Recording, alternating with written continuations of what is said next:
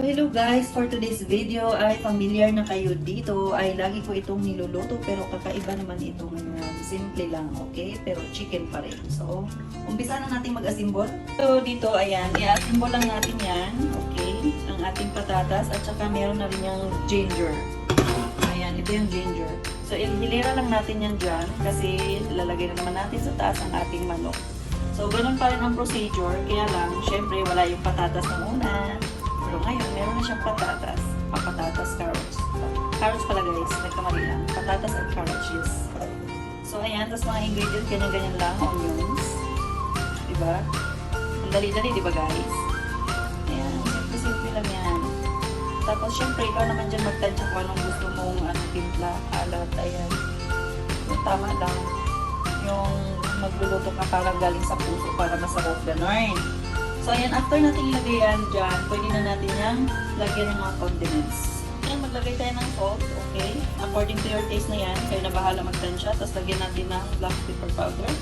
Tapos, meron din tayong ilalagay dito na tomato paste, okay? Pagkatapos, lagyan din natin ng tom yum paste. Optional to, kayo na bahala dyan, okay? So, ayan o. Magkakalat din yan ng gusto mamaya pag kumukulo na yan sa oven. After nyan, pwede na natin ilagay dyan ang ating manok. Okay. So yan, lagyan natin to ng mainit na tubig bago natin ilagay ang ating chicken.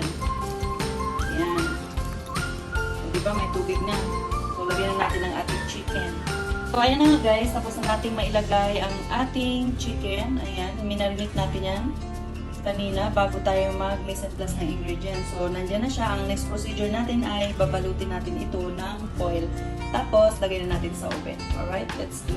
Ayan, naka-ready na. Ilalagay na natin yan sa ating oven. Ayan guys, lulutuin lang natin muna yan ng 45 minutes. So, ayan na nga guys, ang ating chicken. Luto na siya. Ayan, nagbubble na rin yung taas ng ating chicken. So, yan lang guys ang ating video for today's. Napakasarap nyo. Luto na lahat guys. So, papatayin natin yung apoy at hanggang sa medyo lumamig na siya. Pwede nang kainin. So, sana nag-enjoy kayo sa panonood ng aking video. Puro luto-luto. Have a nice day everyone.